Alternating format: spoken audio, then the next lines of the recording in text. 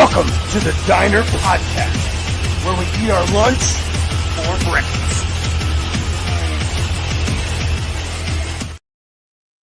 Welcome to the Diner Podcast. I'm your host, Red Velvet. With me, as always, is Uncle Lump. Hello.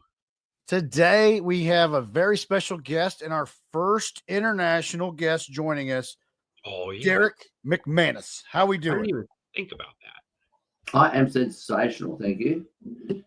So you are coming to us from Australia, correct? Absolutely. First thing in the morning here in Australia. Oh, wow.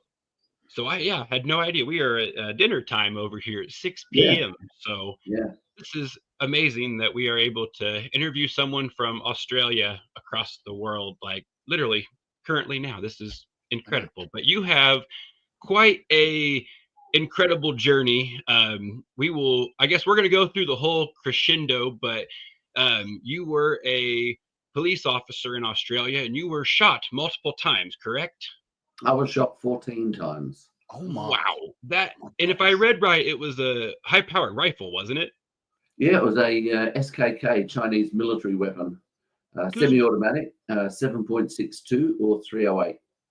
Oh my goodness! So so like what you would use for like deer hunting for all of the wonderful people around us. That would help explain the caliber that you dealt with. So I definitely want to obviously dive into all of that, but I kind of want to hear what led up to it, because obviously it takes a very special type of mentality to get yourself through that. So I kind of want to hear who you were as a person before all that happened, and then kind of go into what happened. So like, what was your background leading up to this? Because it looked like you had done quite a few very, very awesome things. Yeah, thank you. I had done quite a few awesome things, but I actually see myself as just an ordinary person with a passion. My childhood was nothing outstanding. I was a kid who was bullied at school. You would not have picked me as a leader because I was just kind of introverted, reserved, not sure about who I was. I didn't know what I wanted to do when I grew up. And my brother, who was 2 years older than me, wanted to be a police officer. And my brother was my hero. And so if my hero wanted to be a police officer, then I was going to be a police officer too. So that's what brought me to the police as a profession. So it's not this massive passion-driven leader character that some people imagine. I was just an ordinary bloke. And I've been in the police for a while, probably about 10 or 12 years. And I was getting bored because it wasn't a passion for me. And as much as I was enjoying it and I was really good at it, it wasn't giving me the satisfaction. There wasn't enough challenge. There wasn't enough diversity. There wasn't enough opportunity for me to step up to different leadership that I was looking for. So and this shows you how old I was looking through the newspaper at the advertisements for jobs. There was no Seek back in my day. But I was looking through the paper and somebody said, "Why don't you join Star Group?" And I thought, well, I can't find anything else interesting. Star Group, which is Special Task and Rescue, is a combination of your Navy SEALs, your Marines, your Delta Force. Oh, wow. It was high-risk arrest. It was hostage siege. It was counterterrorism. I was trained by our military elite and brought those counter-terror skills back to police. I was close quarter protection to the Queen when the Queen came to visit. Oh, wow. Ship rescue, cave rescue, mine rescue, all that sort of stuff. My skills were sniper, underwater recovery diver, which incorporates the SEALs part. And I was also counter-terrorist trained. And so in that environment, I've gone in and I've gone, well, this sounds interesting. It became my passion. It gave me everything that I was wanted: excitement, challenge, leadership, problem solving. It just threw something different at you most days of the week. And I absolutely reveled in that area. Oh, wow. Question, like, your parents, were they, like, how did they respond? Like, were they receptive to that career choice, or were they like, I don't know yet? Because here's a situation. My son's 17 years old. He wants to be a police officer. I support that, but at the same time, I am terrified. And he's like, looking at military now, and I'm like, go for it, man. But at the same time, it's like, oh my. So I just want to get that perspective just for some education purposes for myself. Yeah, absolutely. So my mother had exactly that reservation. Are you serious? Oh my gosh, how could you possibly? But again, as you have described, always supportive. And my perspective is that we want our children, we want our people, we want ourselves to be passionate about what we're doing. Now, I've got an accountant, and she is a beautiful lady, but she could never be a police officer. She could never be Star Force, right? But I could never be an accountant. I have no passion for it. I have no interest for it. And when you're chasing your passion, that you're the happiest. So as much as we may have reservations, if somebody is passionate about something and they are willing to prepare themselves properly for it, then that's what they've got to pursue. Okay. I'm convinced that's why here in America there is so much negativity currently, is because it's kind of that you just take a job to take a job mentality, and there's not a lot of people that are going after their goals and passions. You kind of get indoctrinated into the quote unquote matrix, whether it's with college and becoming in debt, or you get married, you buy a house, you have children, you're getting in debt to where you just have to get into that matrix, take a job, so you don't have that time, that money, or ability to kind of chase those passions. So they just slowly work their way out of like possibility, to where you look at life like, oh, that's no longer a possibility, that's silly for me to want to do that. But I think that's why there's a lot of unhappiness in the world. Yeah, I kind of agree. We are indoctrinated into that matrix type lifestyle. You've got a job, now accept it, just live with it, deal with it. Don't aspire to anything else, because you should be happy. You've got the X, Y, and Z money, you've got the family, you've got the children, now settle, rather than going, what do I really enjoy? And even if it costs me a lot of money to get there, am I doing something I'm passionate about? Because that's when we're the happiest. Absolutely. And it doesn't mean that you get that quip where saying, if you're chasing your passion, you never work a day in your life because you're always enjoying yourself. I can tell you right now, it was damn hard work at times. Yeah. But there's a difference between happiness and joy. And I was joyful all the time because I was pursuing what I wanted. It was hard work. It was sometimes it was horrible, going down, diving in water, dark water to retrieve bodies. And because it's dark water, you have to hold on to this dead body, and that's not an enjoyable thing. No. But it became a joy because I achieved the goal that I was out to achieve. Yeah. So what did you have a moment where it, because obviously you said you were introverted, you got bullied. Did you have that moment where you like snapped out of that, and you kind of had that, whatever, that moment that clicked in your brain that made you want to chase that passion? No, I can't identify any, one moment that it changed. It was just a gradual progression of me feeling more comfortable to chase what was important to me. There was certainly a period in my career where I was getting so bullied. And this may be the moment that you're talking about. I was getting so bullied, and I was trying to do everything I could to fit into that bullying crowd, right? I was trying to get my hair cut, my hair colored, wearing the right clothes, wearing the right shoes, all that sort of stuff. No matter what I did, it wasn't making any difference. And I did have this moment where I've just gone, I don't care anymore. Yeah. Right? You can be as judgmental as me as you want. I am going to do what I know I am good at. And that's probably the big thing that people miss in there. If you are really good at something, just chase that passion. Don't care how people are judging you. There's a balance in that if people are picking up that you're making mistakes, sometimes you've got to listen to them and go, is it valid? Isn't it valid? And if it is not valid, disregard it. And that's the point that I got to. I'm not going to listen to the invalid comments anymore. I'm just going to chase what I do and be really good at what I do.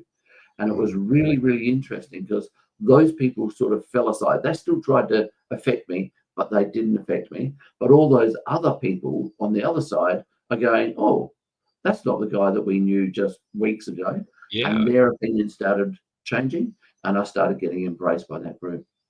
Well, there's kind of a power in that, not caring what people think. Like you said, you were trying everything you could to make that fear go away, or make the bullies go away, and in reality it was you being yourself that was the key component. And I think that's a big thing in life too. When you're yourself, you figure out what those passions are. So when you let go of that want to please everybody, or that want to whatever fit in with the mold, and you just start doing things based off of like what makes you happy, you find those passions, and then life starts progressing and leveling up.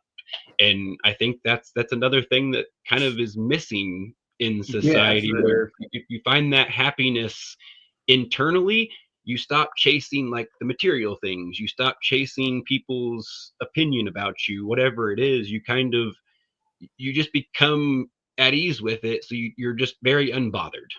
Yeah, absolutely. And I feel like we're going to be continuing with this Matrix theme for this podcast. Yep. Because I think the Matrix theme says that you need to be friends with everybody. Everybody has to like you, and then you'll have a good life.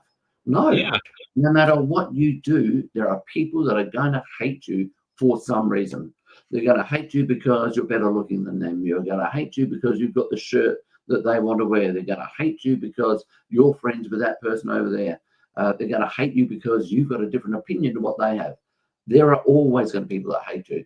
Leave them aside and focus on the people who are important to you. Absolutely. So I don't want to deviate too far off topic, because I definitely want to continue into your story as well. So what when you were shot, so I think, did I read correctly, you were also trained as a sniper? Correct, yeah. That is another incredible. So did that kind of play into when this started happening? Or I guess, can you kind of walk us through that day and what all happened? Yeah, okay. So the particular skills that played into this for me, the sniper, not so much, because that's a different skill. The underwater recovery, the diver, that was very important to me. And then some counter-terrorist skills were very important to me as well. So my section star group were asked to go and arrest a guy who had failed to show up in court when he was supposed to. He was in court for fraud matters, which is just stealing by trick. Okay, so it's white collar crime. It's nothing deep and nothing meaningful, nothing huge. It was just 197 counts of fraud. So it's lots of it. Yeah.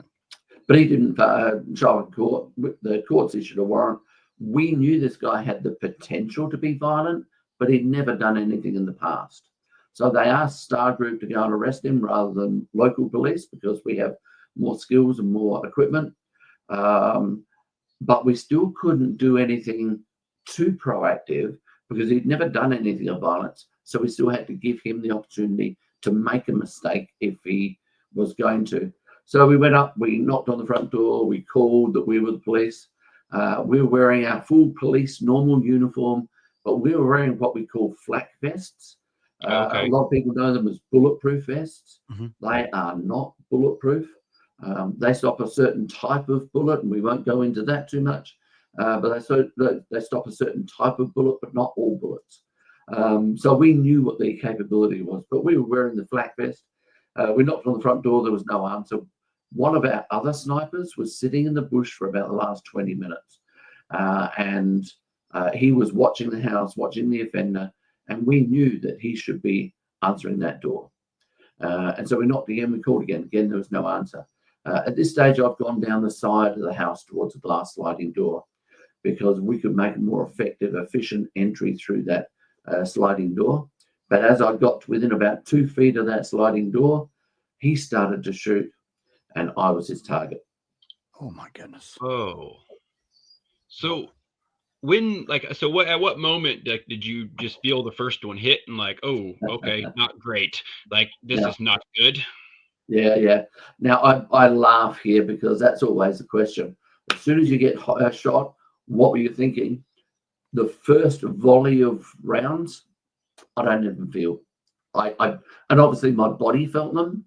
I didn't feel a thing. You just didn't quite catch up to your brain. Yeah, all I knew was all of a sudden I was falling to the ground, and I started cursing myself. I'm highly trained. How could I be so stupid as to fall? And as I was falling, I looked at this glass sliding door again, and there were small holes that hadn't been there before. And then I heard the sound of gunfire. Now, I still hadn't felt any impact, hadn't felt any pain, but my mind has been quick enough to rationalize sound of gunfire, small round holes, me falling, I must be getting shot. And so before I've even hit the ground, I've actually been saying to myself, Derrick, don't be too hard on yourself. Don't berate yourself too much. If you're getting shot, it's quite acceptable to fall over. And that's the thought that went through my mind. Now, you can't have these thoughts just randomly. You have to be well trained, well prepared, and your mind has to be a really strong and relaxed condition for you to be able to do everything you need to do while having thoughts outside the square. So I realized I was being shot. I've fallen to the ground. My feet are pointing at the direction of where the bullets are coming from, head facing away. Now, 18 bullets were fired in less than 5 seconds. Oh my goodness. And as I'm lying on the ground, he is still shooting me. And 2 bullets hit my left thigh as I'm lying on my back. And I still don't feel the pain of these 2 bullets, but I feel the impact.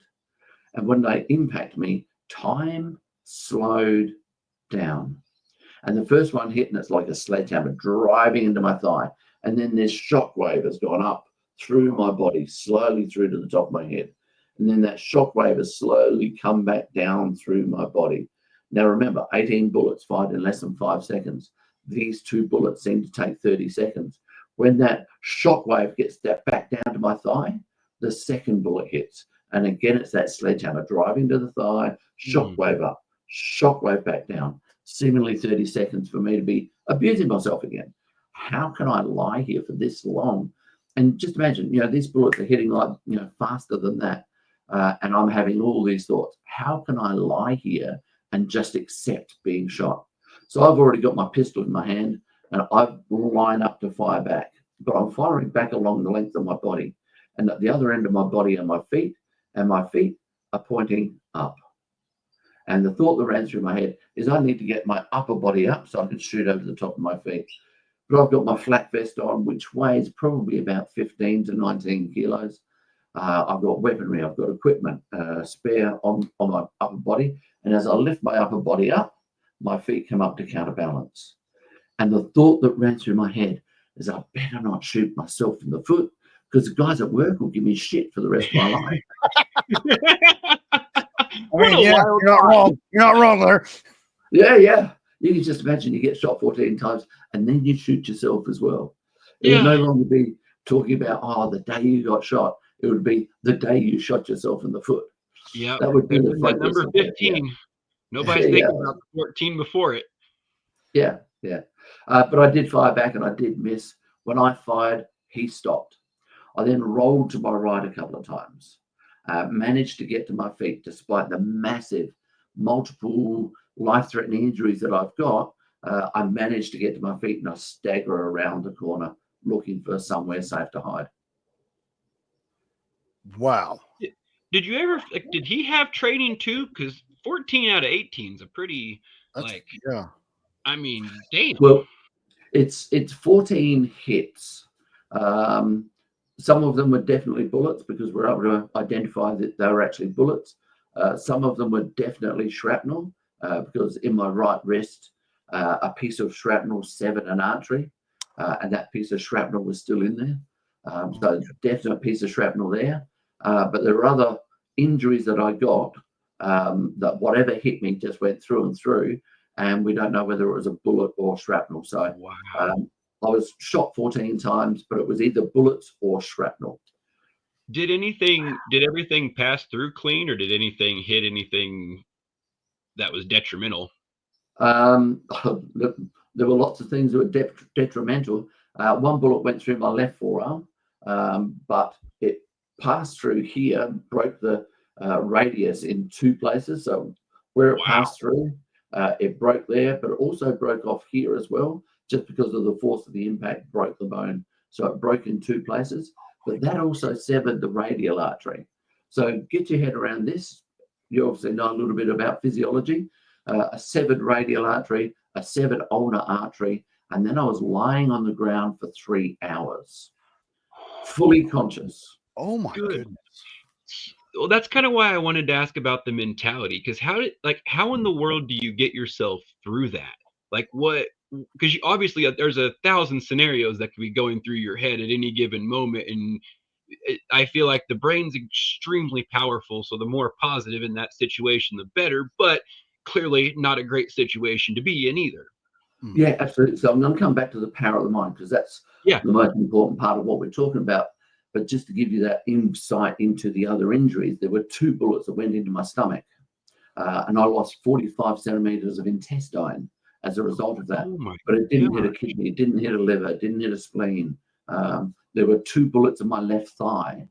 The 2 bullets in my stomach stayed in there, and so they had to split me from sternum to groin to open me up to get those bullets out. 2 bullets hit my left thigh, but and if you get your head around this, I don't know how it works.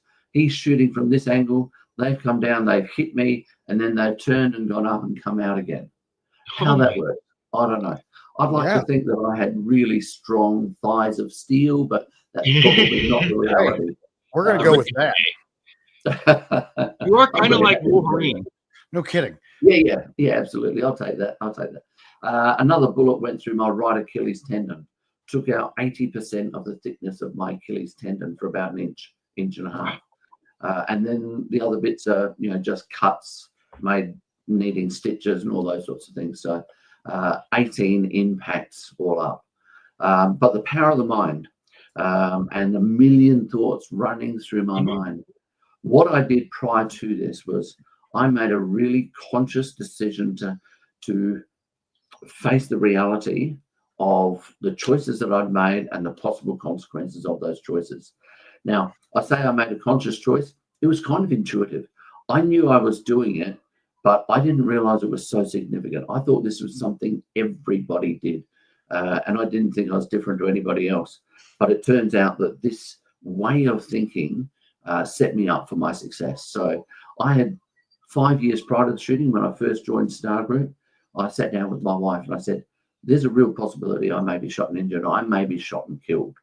Okay, now these conversations are kind of overwhelming for most people involved, because this is reality. This is kind of scary.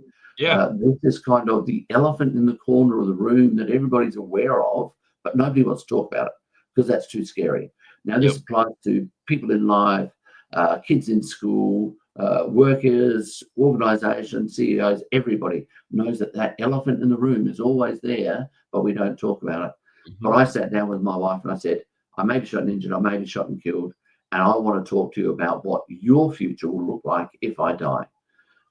Because the worst thing I could imagine is that I die, and then she has this conundrum in her mind of, would Derrick have wanted me to stay single and just look after our children on our own, and then I can have a relationship afterwards? Would he have approved of me getting married and having somebody else look after his children?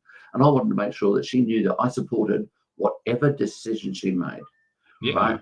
And so I said, you can go on and get married if you want to. You can stay single if you want to. But the third option I threw to her was, I said, you could build a little shrine in the corner and just worship me every day. Apparently that one wasn't all that popular. But it broke the tension of that conversation. It was kind of overwhelming. And then she goes, oh, shuts up, Derrick. But then we could continue the conversation. But then that weirdness is gone. Like now you break that barrier down, and that's another thing in life. Like, tackling those hard conversations, like going after the things that scare the shit out of you, is the best way, because then you just get it out of the way. If you're scared you're going to screw something up, just screw it up.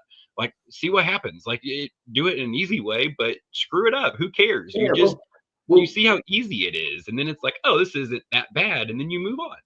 Yeah, well, what I talk about here these days is what I call human durability, and it is about sustaining optimal performance. Okay, and optimal performance is the very best you can possibly do in any given circumstance. But when we have these conversations, I say that there are 2 levels of comfort that come out of having these scary conversations. One is, oh my God, I don't know how I'm going to handle that. So let's talk about, do we have the emotional support between us or in our organization? Do we have the finance? Do we have the experts? Do we have the infrastructure to be able to handle this really scary thing? And we go, actually, we've got all those things in place. Even if the worst things happen, we're going to be okay. So that first level of comfort is, it's really scary, but we've got it in hand. Okay, now let's go forward boldly, confidently, courageously. The second level of comfort is we go to, no, we don't have the emotional environment. Our relationship wouldn't handle this. I wouldn't feel comfortable. Organizations, we won't have the finance. We don't have the expertise.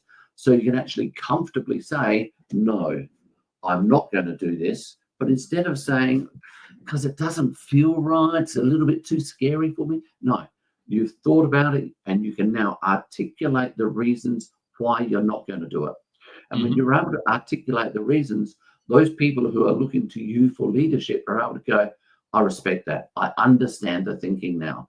It's not just, oh, it seems a little bit too scary or I'm not sure. No, I can articulate the reasons and comfortably say no. But then you can say, I don't want to do it for this reason. So let's go and get that resource. Bring that resource in and then let's go forward. Okay. But we can't do this unless we have some really open, honest, confronting conversations. And confronting done with care, compassion, concern for everybody involved. But that ability to have that conversation, I may be shot and injured, I may be shot and killed, go on and get married, stay single, but you could build a little shrine. It just breaks that tension and you can continue on with the conversation. Okay.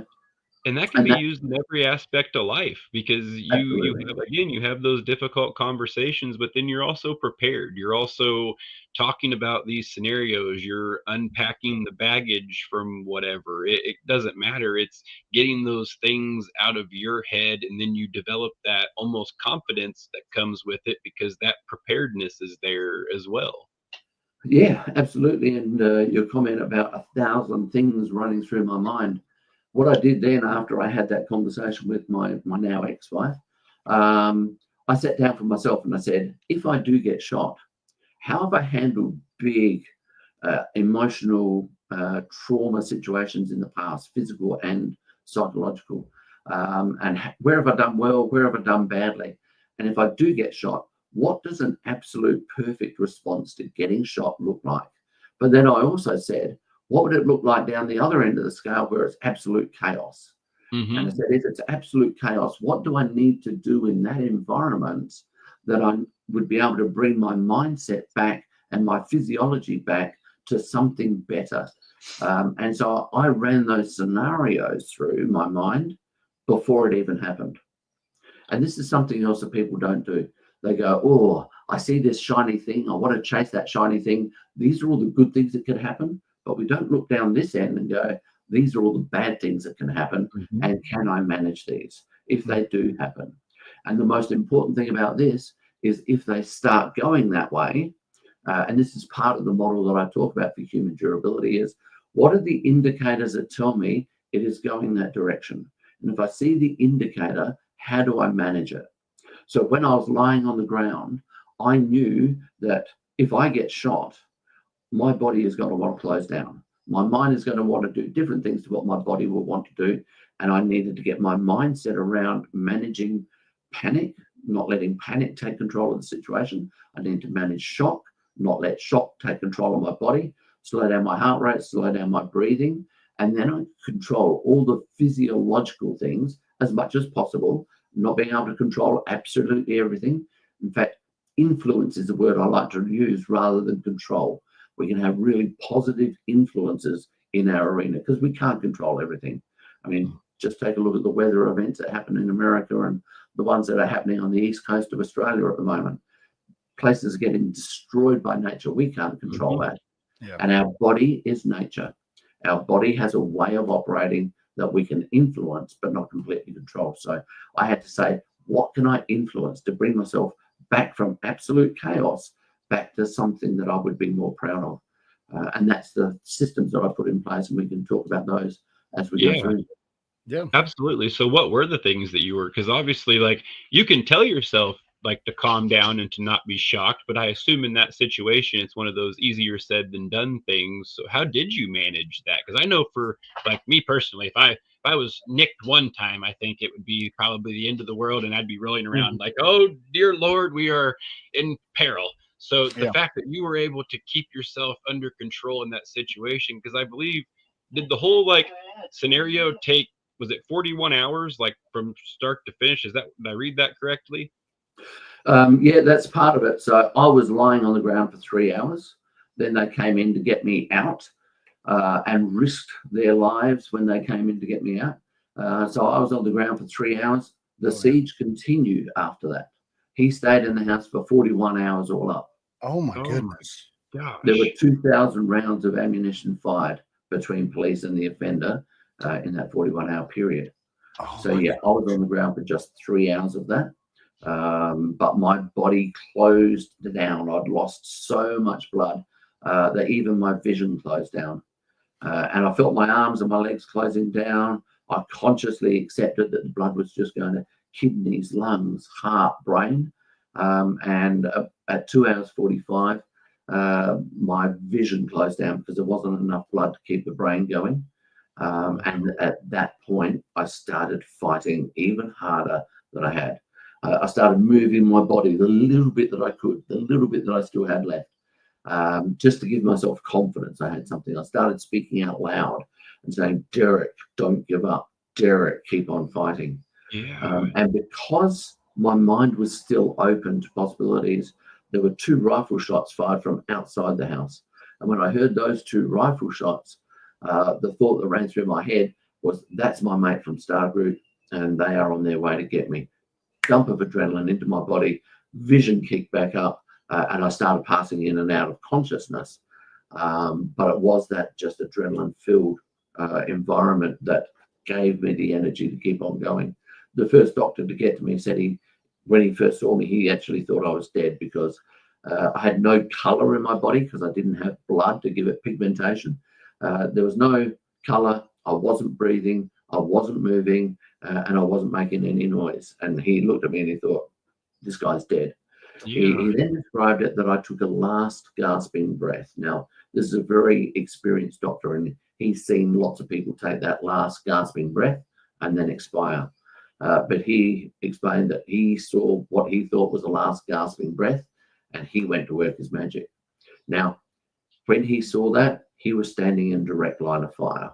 He committed to treating me for 10 minutes with bullets whizzing around his ear, risking his life. The nurses that were with him, they were risking their life. One of my mates from a group of my mates from Star Group were supporting them as well. But one of my mates from Star Group walked up to Bill Griggs, the doctor, because we operate with him very well, so we know him by name. He's walked up to Bill Griggs and he said, Bill, don't worry about the bullets, don't worry about the shooter. I am going to stand between you and the shooter. If the bullets come this way, I'm going to be all right because I've got a flak vest on, and so will you. So he put himself in the way as a bullet catcher. Now, a little tangent on that story. I spoke to Bill many years later, and we spoke about my mate who's walked up and become the bullet catcher for him. And Bill said, I saw a little bit of irony in what this guy's saying, because he's gone, I'm going to stand here. I've got a flak vest on. I'm going to be all right. Bill said he looked at this guy's flak vest, and then he looked at my flak vest, which is full of holes. He said, I saw the irony of what this guy's saying, but I wasn't going to stop him. But it's the dedication of the section that I was working in, the police force generally. We look after each other. Absolutely. And he became a bullet catcher to save the doctor so that it could save me.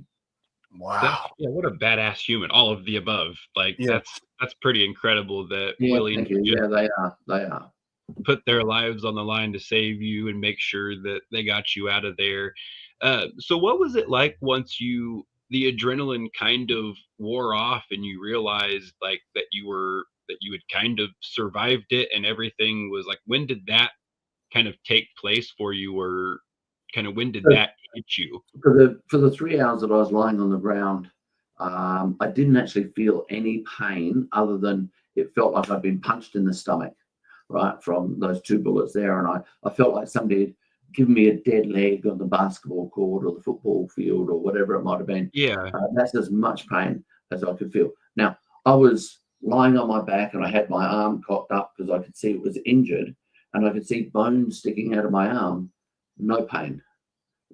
I don't know how to explain that. Doctors can't explain that to me.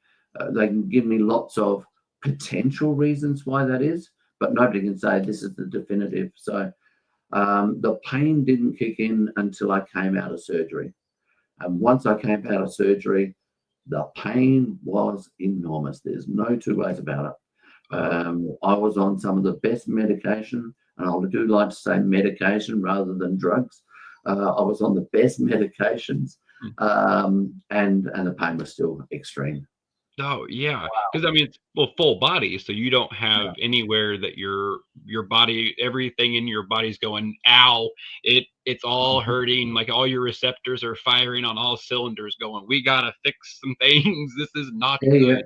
Yeah. And the brain's going, I've got to make this better. No, I've got to make that better. No, I've got to deal with that. So and the body is trying to work on it all at the same time. It's really interesting.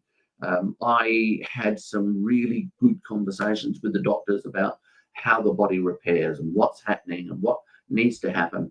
My idea behind this was, if I could visualize it, then I could focus my energy from my body onto that thing to help it happen. And one of the interesting things was that the estimation is that when the nerves get severed, they regrow at 1/4 of a millimeter a day or something like that. Very, very minute. Every day they will grow over the whole body. That's a combined 1/4 of a millimeter a day over the whole body. So I've got so many injuries. That's 1/4 of a millimeter of growth over that whole body. So it's, probably 1/100th of a millimeter on each nerve ending. And some of them just haven't regrown.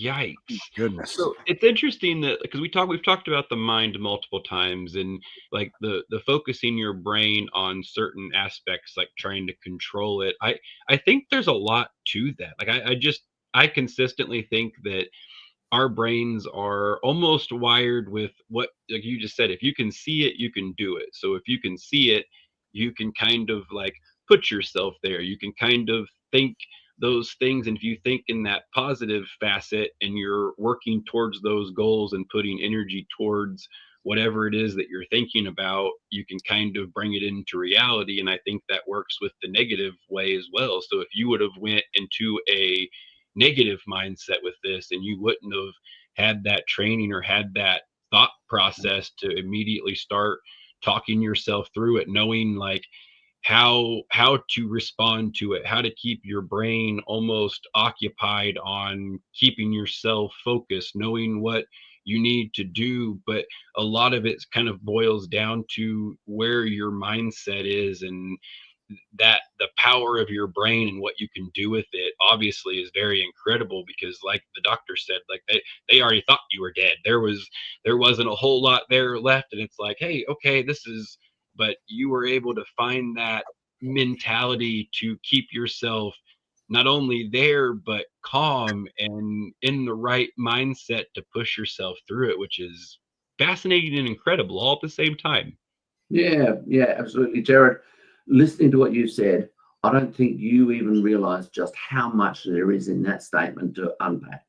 There's so much power in what you have just described. But going back to that staying positive, part of the human durability, the sustaining optimal performance, I talk about 5 drivers for success. And that first driver is retaining a sense of optimism about the future. If you don't see anything better in the future, you won't even bother trying.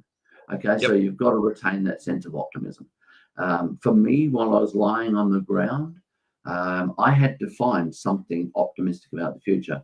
When I had that conversation with my wife about, if I get shot and I die, blah, blah, blah, what will your life look like? I also said, if I get shot and I don't die, I want you to know now, I may spend the rest of my life in a wheelchair. If I get an injury that makes me a paraplegic, quadriplegic, I may spend the rest of my life in a wheelchair. And I want you to know I will find a way to find happiness, to find joy within that environment. I made the choice to go in here. I knew what the possible consequences might be. I need to be able to create a future and take responsibility for that as well. So while I was lying on the ground and my body closing down, him still firing all the time, dust falling into my eyes from him shooting through bricks, all this overwhelming stuff, I started looking at what's my future going to look like. And again, I didn't do this knowing that this is what I should be doing. This is what I did intuitively. And I've now reflected back on it and gone, wow, that is so powerful. Other people could use it as well. So Yeah. as I was lying on the ground, I've been realizing with the injuries I've got, I may spend the rest of my life in a wheelchair, just as I predicted to my wife. And as I was lying there, all this stuff happening around me, my body closing down, I started thinking, if I spend the rest of my life in a wheelchair, it's going to be nowhere near as exciting as Star Group. So how am I going to make that life interesting? And I thought to myself, well, I already play basketball. So if I play basketball, I can put wheelchair together with basketball, play wheelchair basketball. Now that's something that will give me an interest. It will be something to look forward to.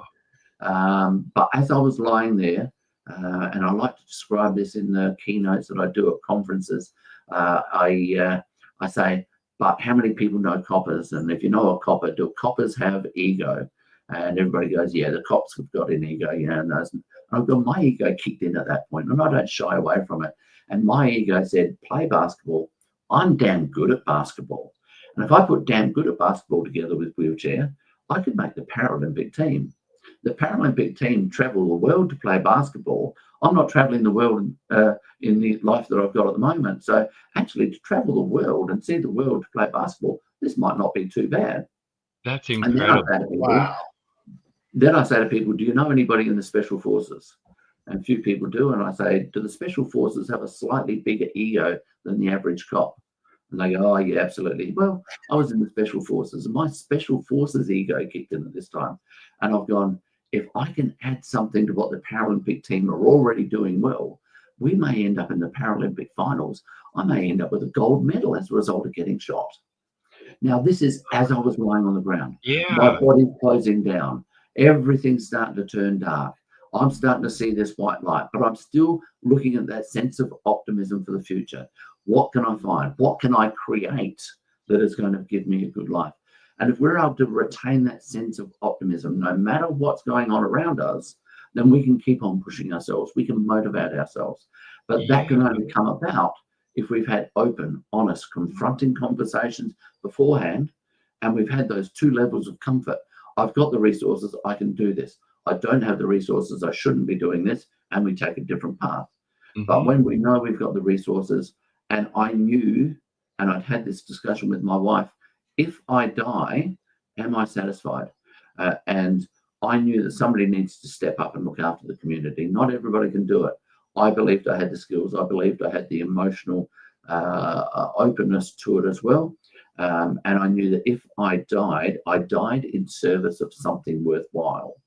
Now, this is something that I asked her to pass on to my children if I did die. This is my thinking about who I am and what I do beforehand. So I had reconciled with the fact that if I die for good purpose.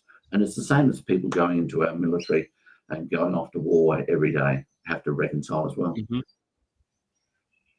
That's incredible. So when you were in that moment and you were thinking about the basketball, were you like, did it kind of take you out of where you were and you were kind of like visualizing that? So did it take you out of that moment for that span of time where were you still kind of in that, like, oh shit, I just got shot?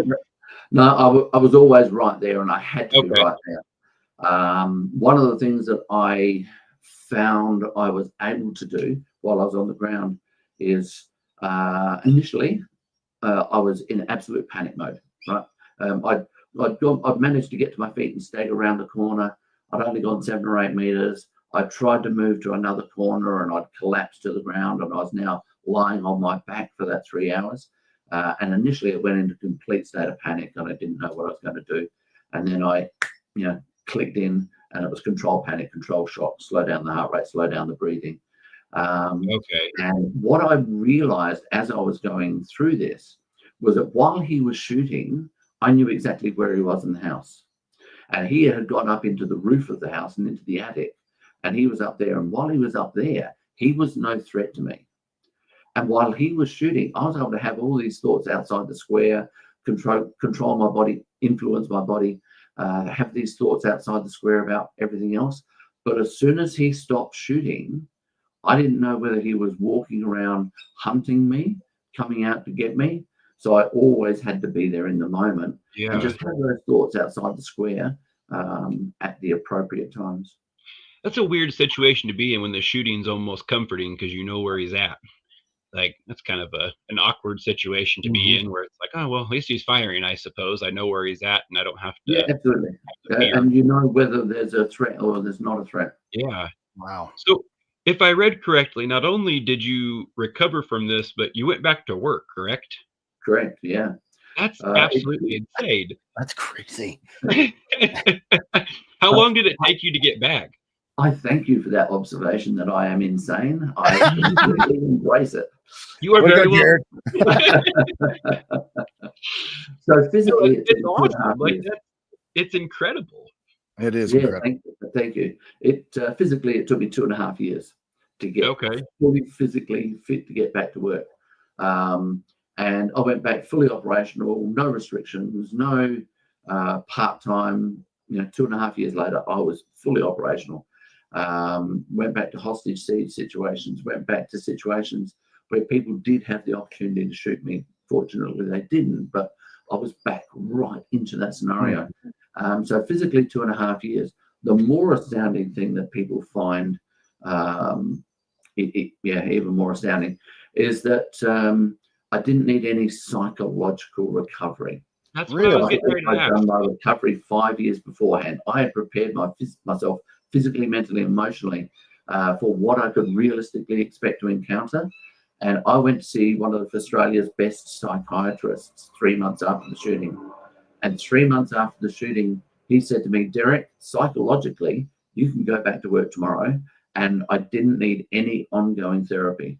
Now, he obviously knew that I couldn't go back physically, but he said I didn't need any ongoing therapy psychologically because I already had these things in place. I'd already had conversations about, and I didn't know that they were the 5 drivers at the time, but I was talking to him about what these 5 drivers were, and I've distilled that afterwards. I've talked about the sense of optimism. I've talked about that open, honest, confronting conversations, not in those words, but in that ethos, in that philosophy. And he's gone, Derrick, you've got it all in place. And so how I describe it and how I relate to people, whether it's individuals, teams, organizations, whatever it might be, is I say I prepared myself for what I could realistically expect to encounter as a result of the choices I made, the circumstances I found myself in. I prepared myself for that. I prepared myself for how those circumstances might make me feel. That's the emotional response. And then it was about how do I, what resources do I have to manage those emotions so that I could put into action the things that I needed to control my physical, my physiology. And so not everybody needs to be prepared to be shot, okay? It's not something that is in everybody's world. But what I say to people is, what circumstances do you find yourself in?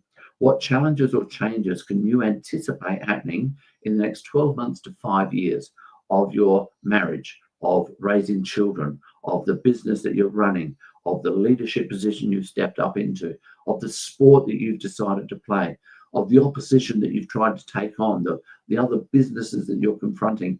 What are those challenges and changes? And if those challenges and changes come up, how's that going to make you feel? And what resources do you have to manage your feelings for your challenges? I'll talk about what I did when I was shot 14 times, but I'll put it into context that everybody can relate it to their own life. Wow. We talk about this a lot with just mental health in general, where like just as a day-to-day thing, these things that are on your brain, if you stay prepared, and these things that you're scared of, if you go out of your way to attack those things and prepare for them, or at least address them, and that could be from past, present, or future. If you have things in the past that are swirling around in your brain, they're probably things that need to be addressed in one way, shape, or form. If it's affecting your day on a regular basis, you probably need to get it out. And then the same thing for the future. If you're worried about future things happening, if you have that preparedness, then you can go at it with that confidence, and it no longer scares you, and you can kind of utilize those in pretty much every aspect of your life. Yeah, absolutely. So I think I said it before that in preparing for what I could realistically expect to encounter if I get shot, what's my mind going to want to do? What's my body going to want to do? I looked at all the things that I'd done well in the past and drew from that strength. but I also looked at the things that I'd stuffed up. Where did I do badly? What could I have done better in those circumstances? And most people try to block those things out. Now, don't get me wrong, I'm not absolutely perfect. And yes, there's some things that I still have in my past and I go, oh, I don't even want to think about that. But on the majority of cases, I looked at what did I stuff up? What could I have done better? What could I learn from that and bring that forward into these situations? But we've got to be vulnerable enough to look at our mistakes as well and learn from those mistakes rather than just rule them out. And that's kind of an ego thing when you drop that ego and you're able to take that perspective of, well, hey, what did I fuck up here? Like, there's always something that you can take that even it could be the craziest thing in the world, but you can always look at it of, hey, what did I do here that I can do differently to make sure this doesn't happen again? Yep. And you can kind of take that perspective on a lot of things. Because I was getting ready to ask, do you feel like it was more the training, or did you personally get yourself to this mental state? Because that's not an easy place to get to as well, where a lot of the stuff in our world's kind of designed for negativity and for the opposite approach. You were able to get yourself into this mindset where you can look at these things objectively and keep yourself not only calm but prepared. But it sounds like you kind of had a similar experience where you were able to like get yourself there mentally. Yeah, absolutely. So I'd say it's a combination. My training, there's no two ways about it. My training prepared me to a certain level. But if you think about the men's attitude 30 years ago when I got shot, and even the attitude a lot of men still have these days is that I don't get affected by emotions, and I give air quotes to this deliberately. Emotions are a women's thing. Men don't get affected by emotions. That is absolute garbage, absolute crap. Human. Absolutely. Yeah, we're all human. We all get driven by emotion. And there's a model that I like to talk about, that our emotions and our rational thinking sit on an even plane in our mind. And when they're on an even plane, that means that everything's going well and we're comfortable and it's going just the way we want. We can get creative, we can get funny, we can problem solve, we can debate, we can get really deep. But as soon as things start to go wrong, as soon as things go out a little bit out of control and they're not going our way, our emotions start going high and our rational thinking goes low. Yep. Now, this affects whoever you are, right? The more that we can embrace it, this is a real thing, the more we can have an influence over it. Because when our rational thinking goes low, this is not when we're doing the smart stuff. This is when we're making the dumb decisions. This is fight and flight. This is panic mode. And it's not about saying I don't have emotions and I'm going to rule them out. One of my strengths at that time was I said, I know my emotions are going to go out of control.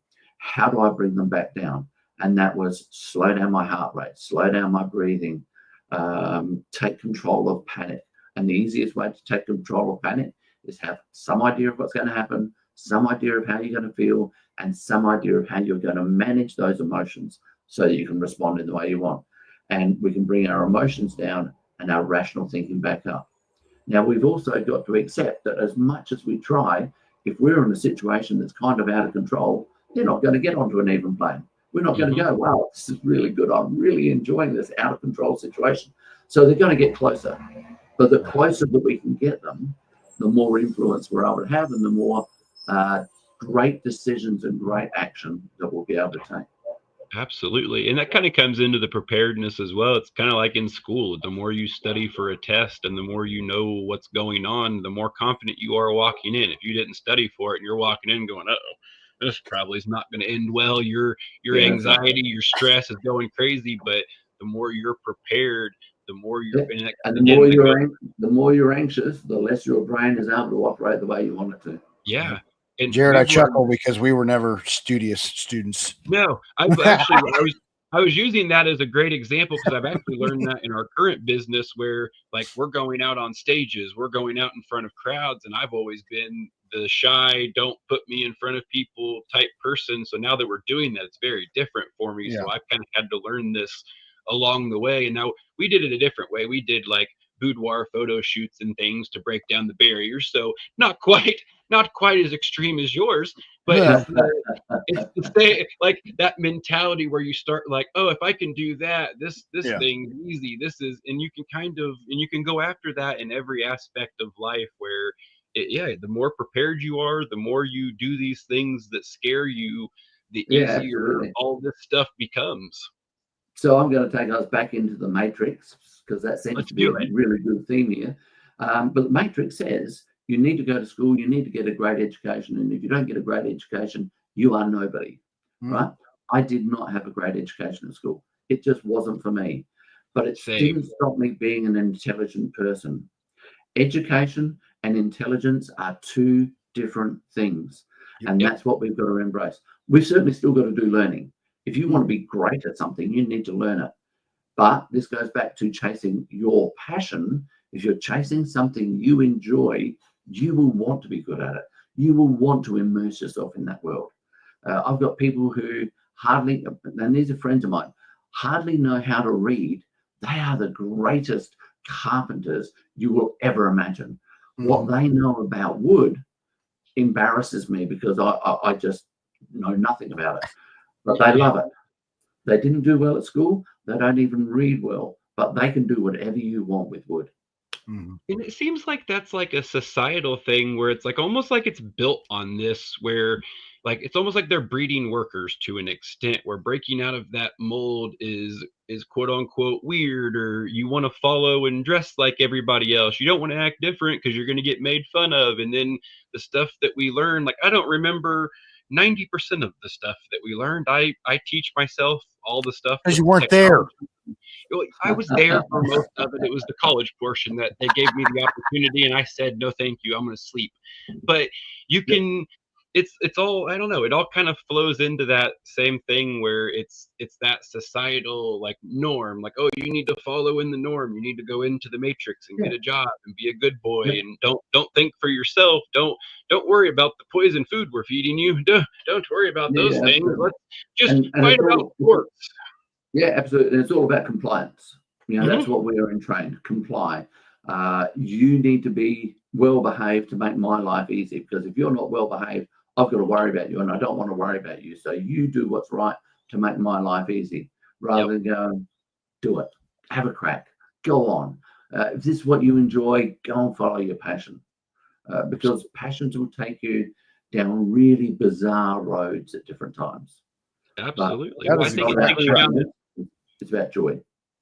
It takes you down the journey I think you're supposed to be on. I think when you start following your gut and following what your brain and body are telling you what to do, it kind of takes you down your life's purpose. That's then you absolutely. find that happiness. So if I'd followed societal rules, I would have tried to become an accountant or a doctor, or something along that line. Just wasn't for me. I needed to be hands-on doing something.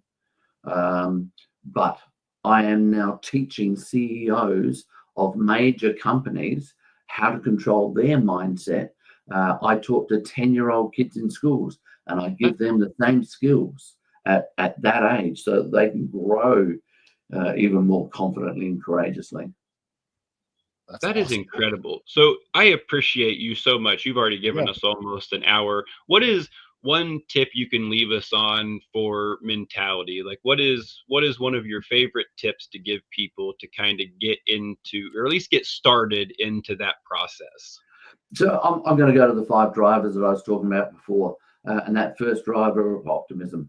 Find something, and when you're passionate about something, you will want to chase it, but you've got to remain optimistic. There's got to be something out there that you want to make happen. Because if we don't have something better out there, then there's no bother chasing it. So we've got to find some reason to retain optimism. We've then got to believe in our influence to be able to create that. Now, it doesn't mean that we can influence everything, okay? But our ability to make choices and take action that is right for us. And even though we can't influence the world completely, we can influence how it affects us. Okay, so sense of optimism, belief that we can influence our future, have meaning. And this comes back to passion and purpose. What you do has got to have meaning to you. It doesn't matter whether somebody says, oh, you're so good with animals, you should become a vet. I don't want to become a vet. No. You're so good with animals, you should become a vet. You've got no meaning in it. You may want to go and become an Air Force pilot or whatever else it might be. You've got to have meaning for you. The 4th one is plan. And planning is not sit down and articulate it and everything. Planning is simply some idea of what might happen, some idea of how it's going to make you feel, and some idea of the resources to be able to manage it so you can bring it back into some sort of place where you can influence it. And that's all planning has to be. The bigger the challenge, the more planning, but just simply some idea of the reality of the consequences of your choices. And the last one is support. And that's essentially what you guys are here doing with the Diner podcast. You are offering people support with thinking, with mentality, with processes. But we've got to be willing to throw our hand in there and say, I need support. But when you know that you've got a support network around you, your family, your friends, the people who really care, not worrying about those people who don't like you, who are always going to be undermining you, looking at that support network. If I stuff up, I know I can go back here and people are still going to love me, even though I've really embarrassed myself. They're going to make me laugh at myself while they're laughing with me. So optimism, influence, meaning, planning, and having that support network that you can fall back into and be really, really comfortable. I love it. Yes. Thank you so much for coming on. This has been absolutely incredible. Thank you so much. It's been an absolute pleasure to be here. Absolute pleasure. Well, I got to say this. You are a badass. Like, hearing that whole story, oh my. Like, I stubbed my toe and I'm yelling. So that's awesome. But again, it goes back to, do you choose environments where stubbing your toe is going to be acceptable? I chose an environment where I knew I could possibly get shot. I chose to go in there. I prepared for it. You guys doing a podcast. I've spoken several times to people and they go, you should start a podcast. I have no idea how to start a podcast. I wouldn't even take it on. And I can imagine your first podcasts were maybe a little bit clunky. Now, it was horrible. You guys are gurus. It was bad. I did it all in auto-tune like T-Pain. I accidentally clicked the wrong button and it sounded like we were singing the whole time. So it was not the best. And I may have said the F word a couple too many times. And 66 wasn't our greatest performance. So, but we have since grown. We dialed it in. And that is because you had a passion for it. Absolutely. Like there was meaning behind it for you. You had a purpose. Yes. And you wanted to make it happen. So when it's meaningful to you, it doesn't matter what everybody else says. You just want to keep on going and getting it right. Absolutely. And I've felt since we started. Congratulations. Thank you. Thank you. My guts always told me that we should be doing this, and we've dabbled in a lot of different realms that I would have never in a million years anticipated. I'm very, very happy we're doing it because it is so much fun. But would you want to hit our sponsors real quick so we can get him out of here again? Thank you so much for coming. Thank you again for your time. All right. At this time, I want to thank our gold sponsors for letting us do what we do. Pappy's Barbecue. Meet, eat, repeat. RJ's Formal Wear. They have sweet suits. Wabash Valley Plumbing. They lay pipe. That's our slogan, not theirs. Peak Performance Gym. No peak, no results. And Stitch Brands. They embroider stuff. And that thank you again for your time. It's been an absolute pleasure. I could have talked to you for hours. So open invite. If you ever want to come back, you are more than welcome, because I could have sat here and asked you questions for like 10 hours. So thank you. And this is what I get from a lot of the podcasts I do. So if you want to formulate a whole heap of new questions, and particularly your listeners, and I encourage everybody who's listening, put your questions into the comments box. Share this with your friends and get them to put their questions into the comments box. And then we'll come back and we'll do another podcast addressing all those questions and going down those tangents. That sounds incredible. Absolutely. Thank you so much. We Derrick, appreciate it. It's been a pleasure. All right. Thank you. Thank you. We're out of here. Keep pushing. Love you.